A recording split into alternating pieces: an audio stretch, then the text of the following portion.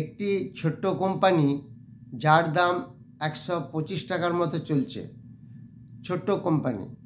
এই কোম্পানিটি মার্কেট থেকে কিউআইপি থ্রু দিয়ে, অর্থাৎ কোয়ালিফাইড ইনস্টিটিউশনাল প্লেসমেন্টের থ্রু দিয়ে 300 কোটি টাকা তুলবে বাজার থেকে। এই 300 কোটি টাকা তুলে তারা ইনভেস্টমেন্ট করবে। তো সেই কারণে এই স্টকটার একটা নিউজ এসেছে, এই স্টকটাকে আমরা একটু ফলো রাখতে পারি। এটার নাম হচ্ছে এলাইটকন ইন্টারন্যাশনাল, এলাইটকন ইন্টারন্যাশনাল।